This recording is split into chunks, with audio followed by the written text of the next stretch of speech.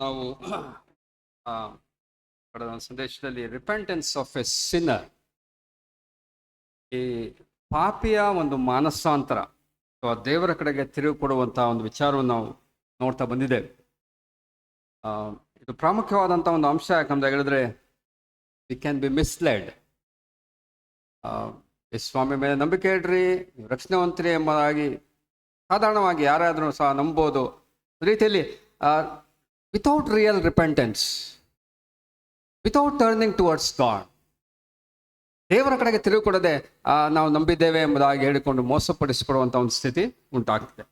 ಅದರಿಂದ we have to be very careful to tell the gospel also, so that it includes repentance towards God and faith in Lord Jesus Christ. Both are the faces of the same coin. ಒಂದು ನಾಣ್ಯದ ಎರಡು ಮುಖಗಳು ಯಾವ ರೀತಿ ಇರಲಿ ಆ ರೀತಿ ಇರ್ತದೆ.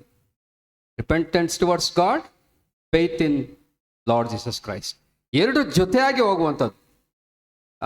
If one has to have a saving faith, there has to be repentance. ಇಲ್ಲದಿದ್ರೆ ಇಟ್ಸ್ ಜಸ್ಟ್ ಎ ಫೇತ್. ಕೆಲವರು ನಂಬಿಕೊಂಡು ಕಷ್ಟವಾಗಲಿ ತೊಂದರೆ ಆಗಲಿ ಬಂದಾಗ ಬಿದ್ದು ಹೋಗ್ತಾರೆ. ಅಂಥ ಒಂದು ಸನ್ನಿವೇಶಗಳು ಇವತ್ತಿನ ದಿನಗಳಲ್ಲಿ ಹೆಲ್ತ್ ಆ್ಯಂಡ್ ವೆಲ್ತ್ ಗಾಸ್ಪಲ್. ನೀವು ರಕ್ಷಣೆ ಹೊಂದಿದ್ರೆ ನಿಮಗೆ ಒಳ್ಳೆಯದಾಗ್ತದೆ, ನಿಮಗೆ ರೋಗ ಶಾಂತಿ ಆಗ್ತದೆ, ನಿಮಗೆ ಎಲ್ಲ ರೀತಿಯ ಆಶೀರ್ವಾದಗಳು ಹೆಚ್ಚಾಗಿ ಸಿಗ್ತದೆ.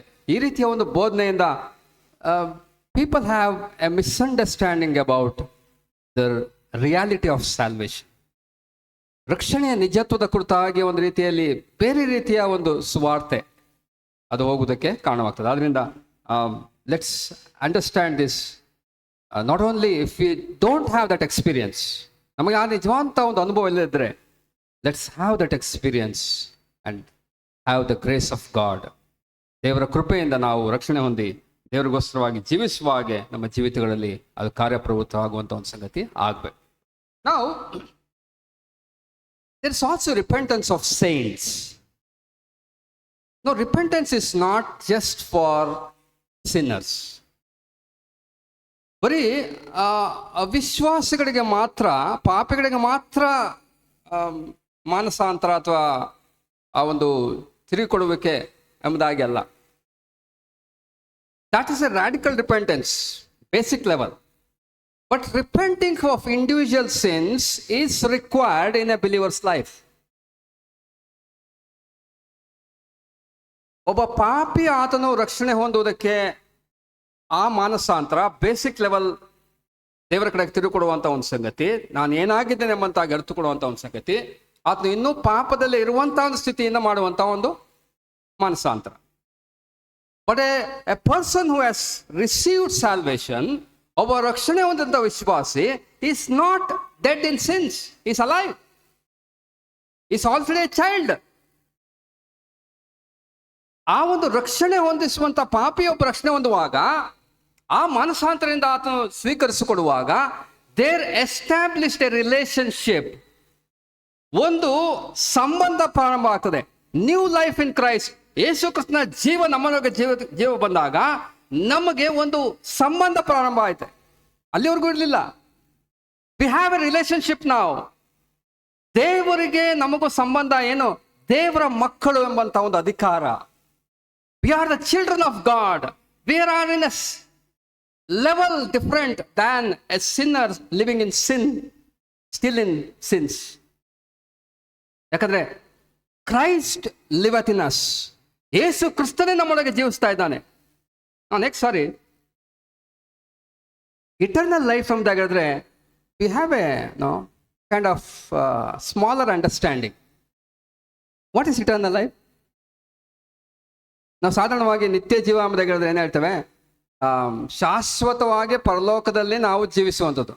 ಹೌದಾ? It may be true, it's true, but it's much more than that. Eternal life ನಾವು ದೇವ್ರ ವಾಕ್ಯದಲ್ಲಿ ನೋಡ್ತೇವೆ, ಆತನು ಸತ್ಯ ದೇವರು, ನಿತ್ಯ ಜೀವ ಆಗಿದ್ದಾನೆ. Who is eternal life?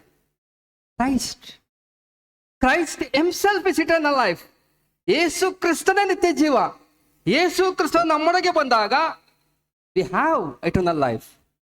So Christ it's eternal ನಾವು ಸದಾಕಾಲಕ್ಕೂ ಪರಲೋಕದಲ್ಲಿ ಇರ್ತೇವೆ ನಿಜ, but we will be with Christ because he is with in us.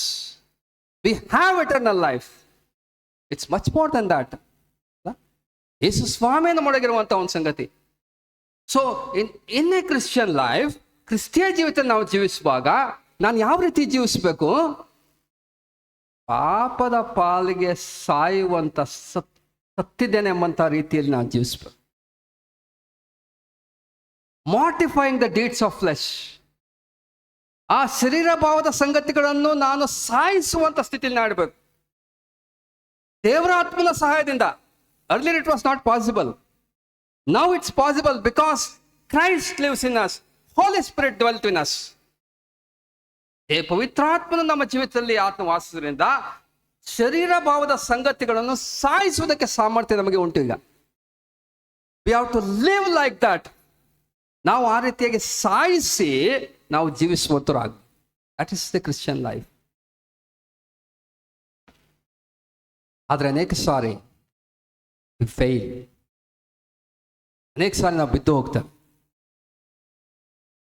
Y there is barrenness in our Christian life? ಯಾಕೆ ನಮ್ಮ ಜೀವಿತಗಳಲ್ಲಿ, ಕ್ರಿಸ್ತಿಯ ಜೀವಿತದಲ್ಲಿ ಇನ್ನೂ ಸಹ ಫಲವಿಲ್ಲದಂಥ ಜೀವಿತ? ಯೇಸು ಕ್ರಿಸ್ತನ ಗುಣವನ್ನು ತೋರಿಸುವಂಥ ಒಂದು ಫಲಗಳು ನಮ್ಮಲ್ಲಿ ಕಾಣ್ತಾ ಇಲ್ಲ. Why still barrenness? ನಾವು 2 ಪೇತ್ರನ ಪತ್ರಿಕೆಗೆ ತೆಗೆದ್ರೆ 2 Peter chapter 1 ಅಲ್ಲಿ ಅನೇಕ ಕಥಾಂತ ಯೇಸು ಕ್ರಿಸ್ತನ ಗುಣಗಳನ್ನು ಆತನು ತಿಳಿಸುತ್ತಾ ಅಲ್ಲಿ 5ನೇ ವಚನದಿಂದ ಮುಂದೆ ಬರುವಾಗ ನಂಬಿಕೆ, ಸದ್ಗುಣ, ಜ್ಞಾನ, ದಮೆಗೆ, ತಾಳ್ಮೆ, ಭಕ್ತಿ, ಸಹೋದರ ಸ್ನೇಹ, ಪ್ರೀತಿ ಇವೆಲ್ಲ ಹೆಚ್ಚುತ್ತಾ ಬರ್ಬೇಕು ನಮ್ಮ ಜೀವಿತ. ಬಟ್ ಅದರ ಬದಲು ಅನೇಕ ಸಾರಿ ನೋಡ್ರಿ, ಅಲ್ಲಿ ನಿಮ್ಮ 8ನೇ ವಚನದಲ್ಲಿ ಆತನ ಹೇಳ್ತಾನೆ, ನಿಮ್ಮನ್ನು ಆಲಸ್ಯಗಾರರು, ನಿಷ್ಫಲರು ಆಗದಂತೆ ಮಾಡ್ತವೆ. When these things are there in us and it increase, ಅದು ಹೆಚ್ಚುತ್ತಾ ಬಂದರೆ ಫಲವಿಲ್ಲದ ಜೀವಿತ ನಮ್ಮಲ್ಲಿ ಆಗುವುದಕ್ಕೆ ಸಾಧ್ಯ ಇಲ್ಲ. Why we have barrenness? ಫಲವಿಲ್ಲದ ಸ್ಥಿತಿಯಲ್ಲಿ ನಾವು ಜೀವಿಸ್ತಾ ಇದ್ದೇವೆ. ಕ್ರಿಸ್ತನ ಗುಣಗಳು ನಮ್ಮ ಜೀವಿತದಲ್ಲಿ ಕಾಣ್ತಾ ಇಲ್ಲ ಅನೇಕ ಸಾರಿ. ಅದೇ ರೀತಿಯ ಹಳೆಯ ಸ್ವಭಾವಗಳು ಅನೇಕ ಸಾರಿ. Y? One of the reason is lack of repentance. ಒಬ್ಬ ವಿಶ್ವಾಸಿಯಲ್ಲಿ ಇರಬೇಕಾದಂಥ ಮಾನಸಾಂತರ ಅನೇಕ ಸಾರಿ ನಮ್ಮ ಜೀವಿತಗಳಲ್ಲಿ ಇಲ್ಲ.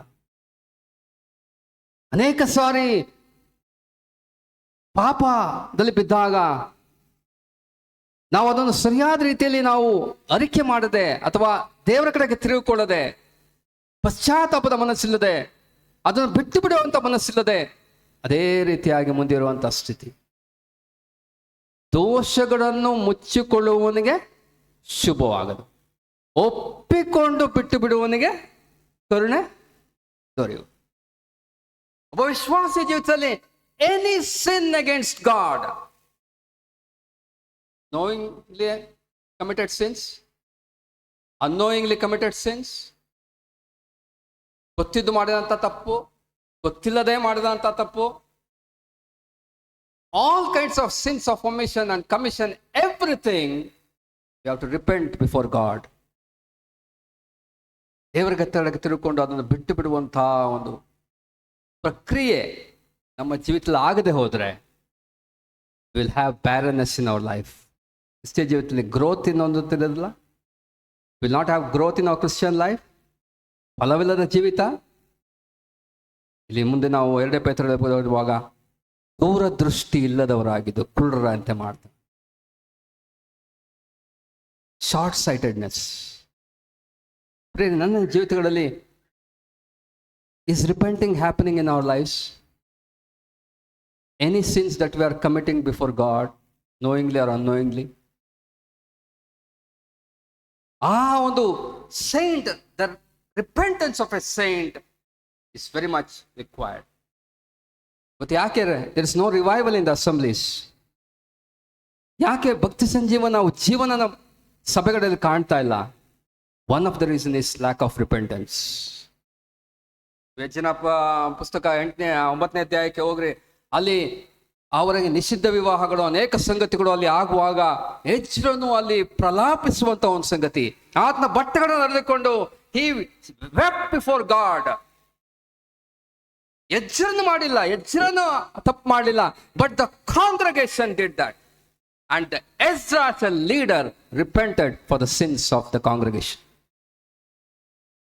ಆತನಲ್ಲಿ ದುಃಖಭರಿತನಾಗಿ ಇಂತಹ ಒಂದು ಸ್ಥಿತಿ ಉಂಟಾಗಿದೆಯಲ್ಲ ಸಭೆಗಳಲ್ಲಿ, ಇಂತಹ ಒಂದು ಸ್ಥಿತಿ ಈ ಒಂದು ಇಸ್ರಾಯೇಲ್ ಜನಾಂಗ ಉಂಟಾಗಿದೆಯಲ್ಲ ಎಂಬುದಾಗಿ ಆತನು ಒಂದು ರೀತಿಯಲ್ಲಿ ಆ ಒಂದು ಕಣ್ಣೀರು ಗೋಳಾಟದಿಂದ ದೇವರ ಕಡೆಗೆ ಆತನು ಮುಖ ಮಾಡುವಂತ ಒಂದು ಸಂಗತಿ, ಪ್ರಾರ್ಥನೆ ಮಾಡುವಂತ ಸಂಗತಿ.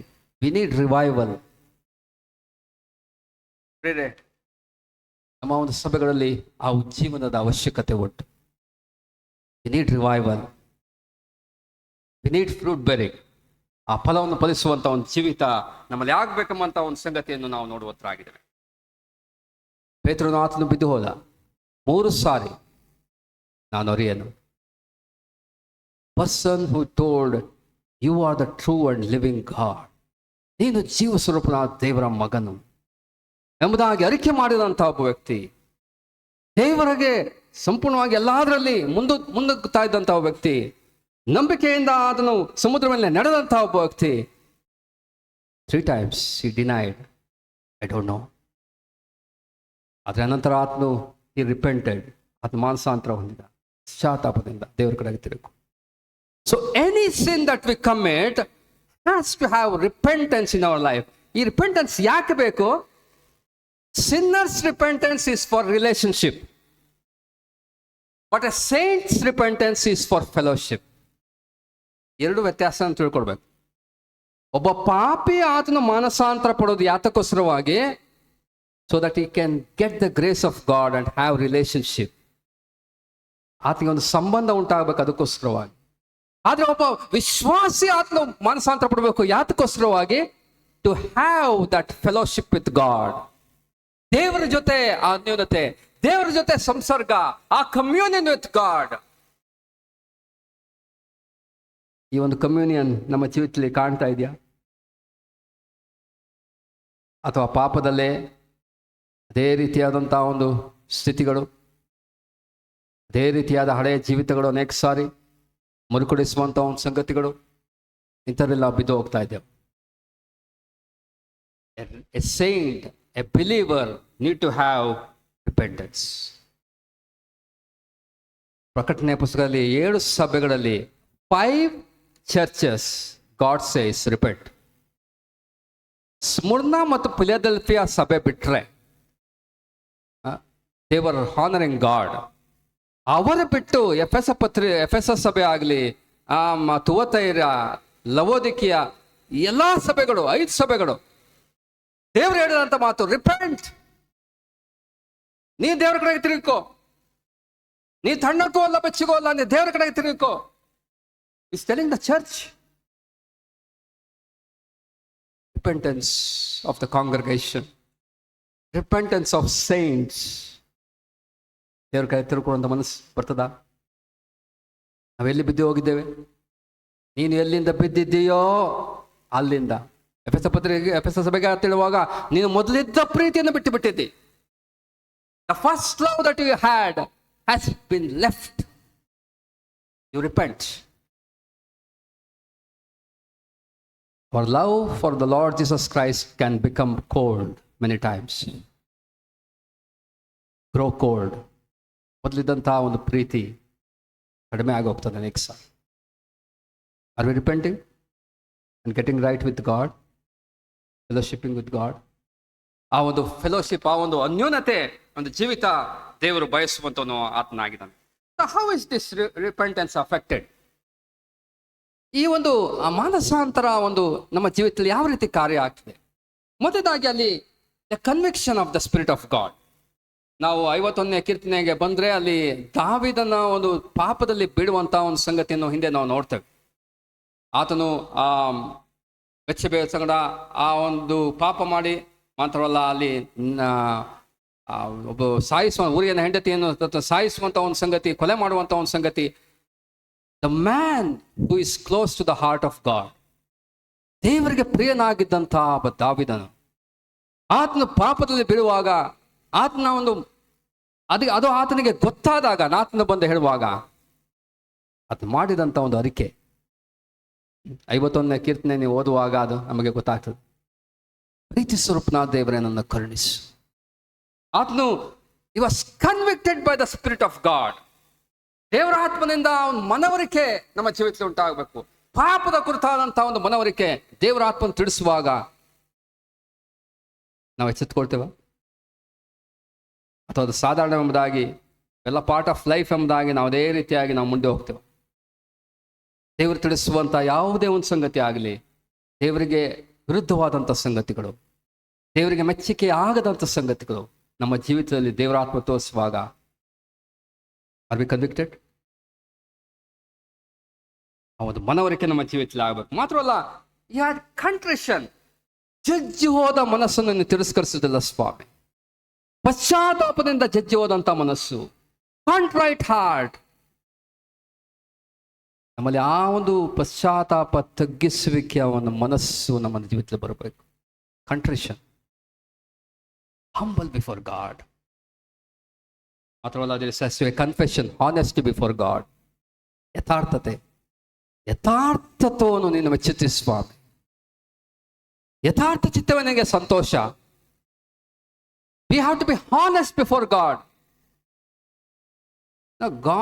V are not sinless. ನಾವು ವಿಶ್ವಾಸಗಳಾದ್ಮೇಲೆ ಅನೇಕ ಸಾರಿ ನಾವು ತಪ್ತವೆ, ಇದು ಹೋಗ್ತೇವೆ, ನಿಜ. But are we honest with God? ದೇವರಿಗೆ ನಾವು ಯಥಾರ್ಥವಾಗಿ ನಾವು ಒಪ್ಪಿಕೊಂಡು ನಾವು ಫೆಲೋಶಿಪ್ ಅನ್ನು ಕಾಪಾಡಿಕೊಳ್ತಾ ಇದ್ದೇವಾ? It's very very important in our Christian life. ಈ ಒಂದು ಫೆಲೋಶಿಪ್, ಕಮ್ಯೂನಿಯನ್ ನಾವು ಸರಿಪಡಿಸಿಕೊಳ್ತಾ ಇದ್ರೆ ವಿ ಹ್ಯಾವ್ ಟು ಸಫರ್. ನಾವು ಅದರಿಂದ ನಾವೇ ನಮ್ಮ ತೊಂದರೆಗೆ ಒಳಪಡಿಸ್ಕೊಳ್ತೇವೆ.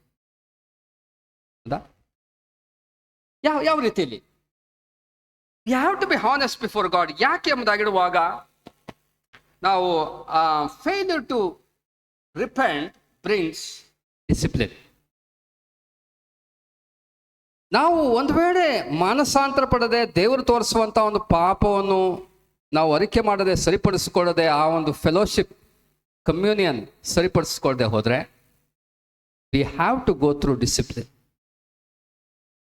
ಈ ಕಾರಣದಿಂದಲೇ ನಿಮ್ಮೊಂದಿ ಬಹುಮಂದಿ ಬಲಹೀನರು, ರೋಗಿಗಳು ಆಗಿದ್ದಾರೆ ಮತ್ತು ಅನೇಕರು ಸಾಯ್ತಾರೆ. This is the discipline of God for a believer. ದೇವರು ಅಲ್ಲಿ ಶಿಕ್ಷಾಹಸ್ತವನ್ನು ತೋರಿಸುವಂತ ಒಂದು ಸಂಗತಿ. ನಾವು ಇಬ್ರಿಯ ಪತ್ರಿಕೆ 12ನೇ ಅಧ್ಯಾಯಕ್ಕೆ ಬರುವಾಗ, ಹಿಬ್ರಿಯಸ್ ಚಾಪ್ಟರ್ 12, ಇಬ್ರಿಯ ಪತ್ರಿಕೆ 12ನೇ ಅಧ್ಯಾಯಕ್ಕೆ ಬರುವಾಗ ಅಲ್ಲಿ ಹೇಳುವಂತ ಒಂದು ಮಾತು 5ನೇ ವಚನದಲ್ಲಿ, ಆ ಮಗನೇ, ಕರ್ತನ ಶಿಕ್ಷೆಯನ್ನು ತಾತ್ಸಾರ ಮಾಡಬೇಡ, ಆತ ಗದಿಸುವಾಗ ಬೇಸರ ಕೊಡಬೇಡ, ಕರ್ತನು ತಾನು ಪ್ರೀತಿಸುವವನ್ನೇ ಶಿಕ್ಷಿಸುತ್ತಾನೆ. God disciplines his children.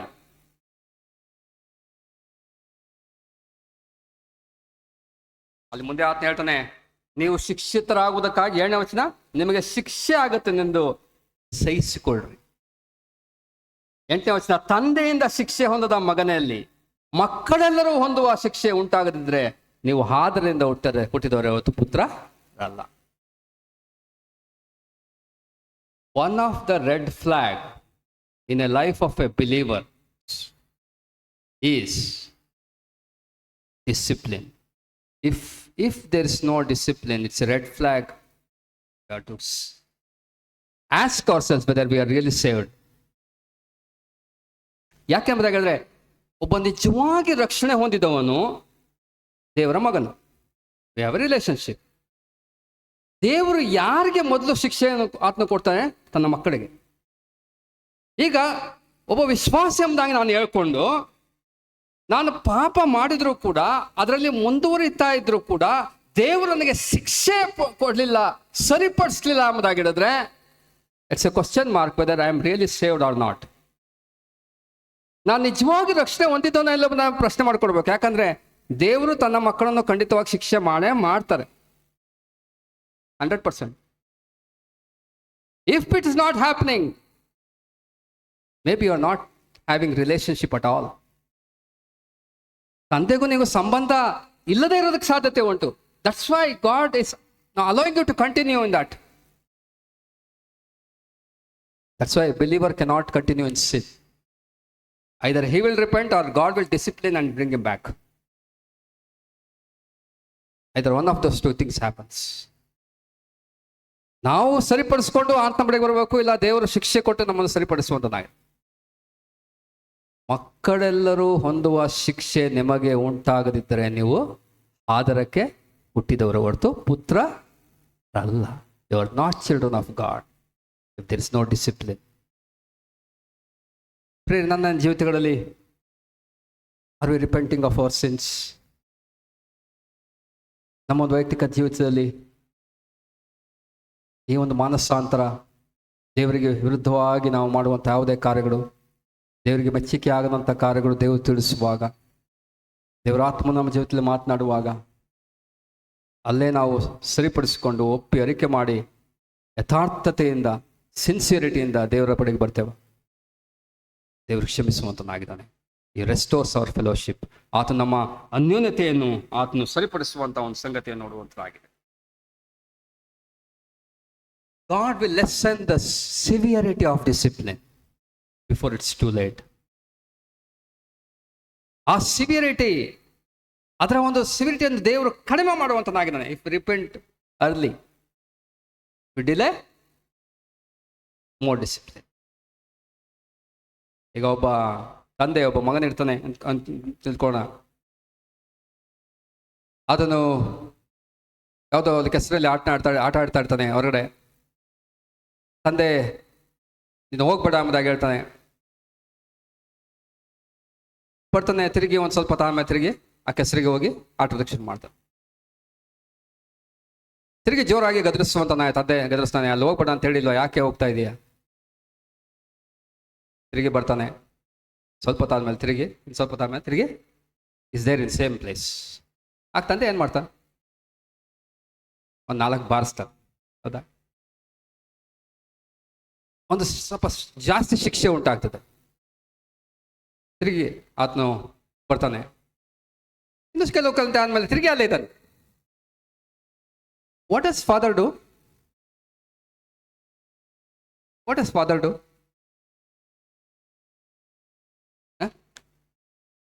ಅವನು ಹೇಳ್ಕೊಂಬಂದು ಮನೆಯಲ್ಲಿ ಹೋಗಿ ಬೀಗ ಹಾಕ್ತಾನೆ ಬಾಗಿಲು. You should never go out.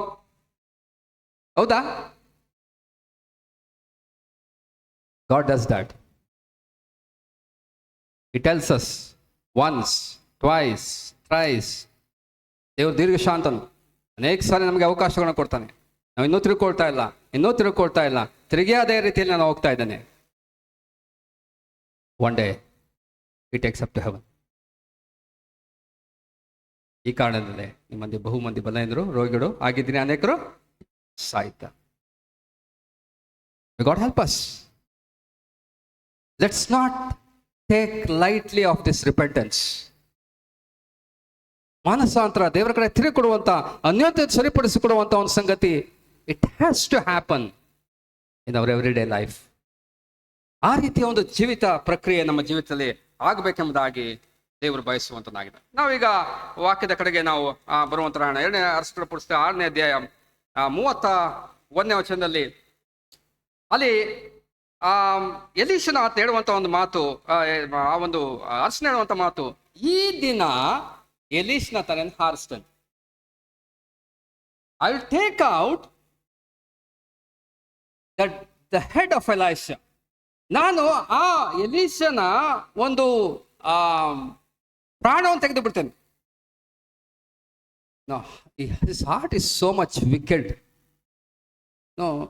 ಮನುಷ್ಯನು ತನ್ನ ಗತಿಯನ್ನು ತಾನೇ ನೋಡಿಕೊಂಡು ಯೆಹೋವನ ಮೇಲೆ ಕುದಿತಾನಂತೆ. ಪ್ರಾವರ್ಬ್ಸ್ ನಾವು ಪುಸ್ತಕ 19ನೇ ಅಧ್ಯಾಯ 3ನೇ ವಚನದಲ್ಲಿ ನಾವು ನೋಡ್ತೇವೆ.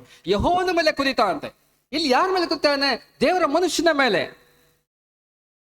ಅನೇಕ ಸಾರಿ ದೇವರ ಒಂದು ಶಿಕ್ಷೆಗಳು ವಿಶ್ವಾಸಗಳ ಜೀವಿತದಲ್ಲಿಯೂ ಸಹ ಉಂಟಾದಾಗ ಅನೇಕ ಸಾರಿ ವಿ ಬ್ಲೇಮ್ ಗಾಡ್.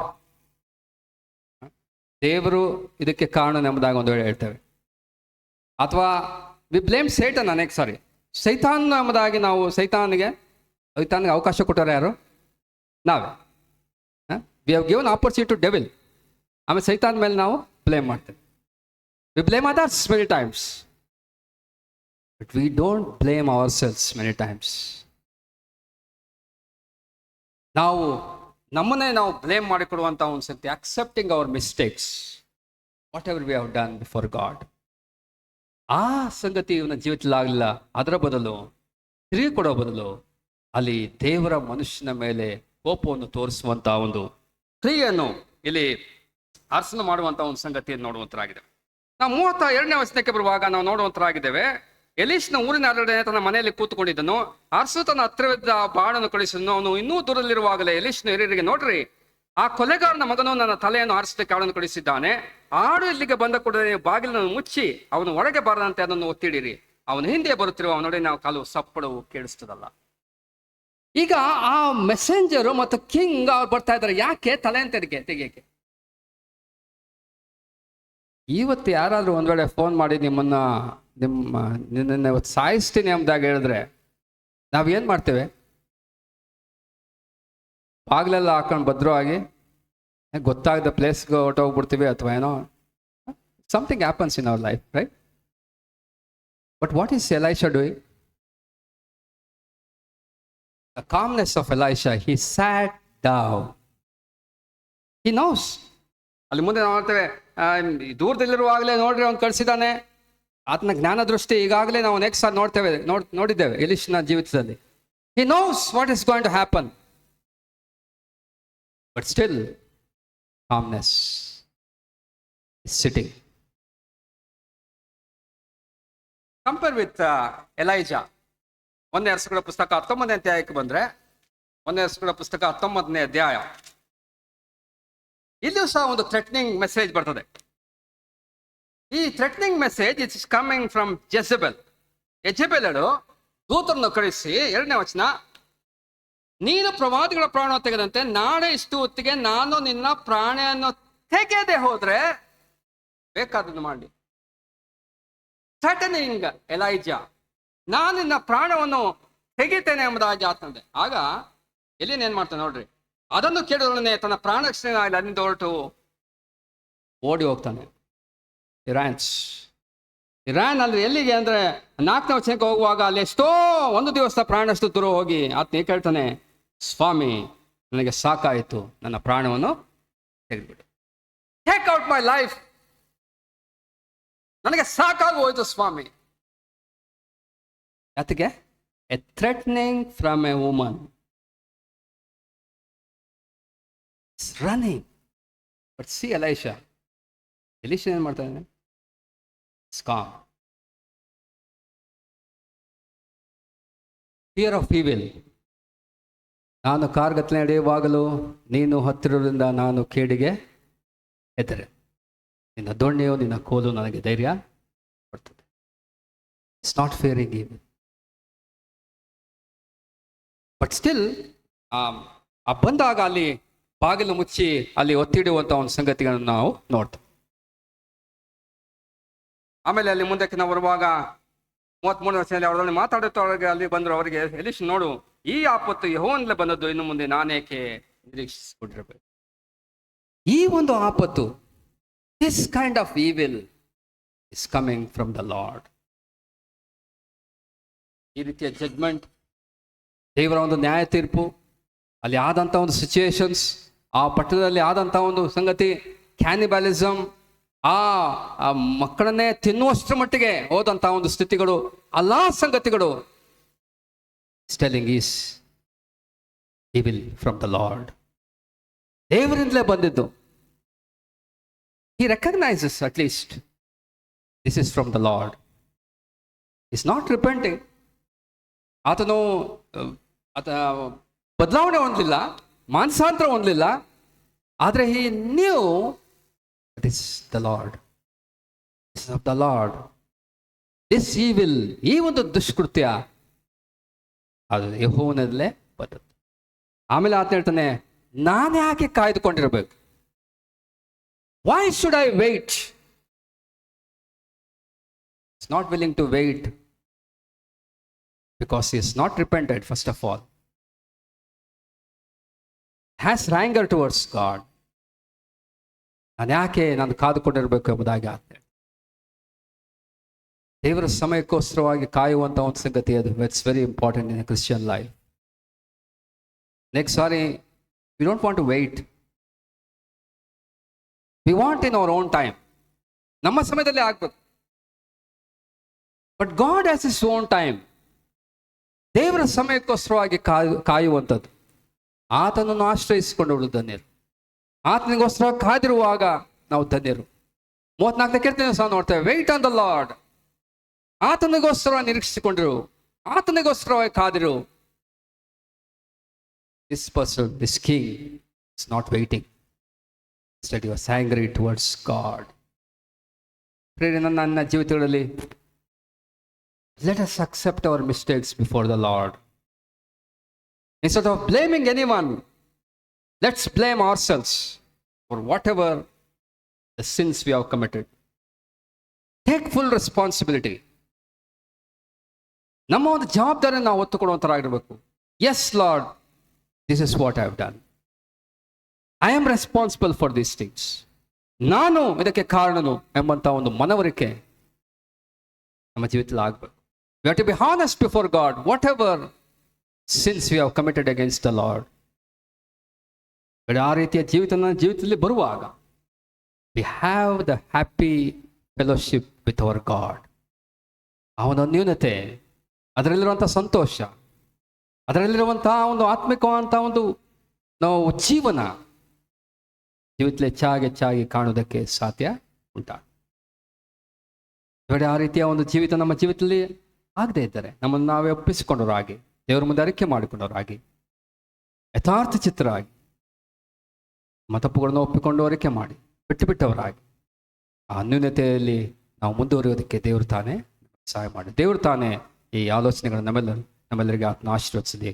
ಕೂಟದ ಅಂತ್ಯಕ್ಕೋಸ್ಕರವಾಗಿ ಜಾನ್ಸನ್ ಸಹೋದರು ಪ್ರಾರ್ಥನೆ ನಡೆಸಬೇಕಾಗಿ ಕೇಳ್ಕೊಟ್ಟು.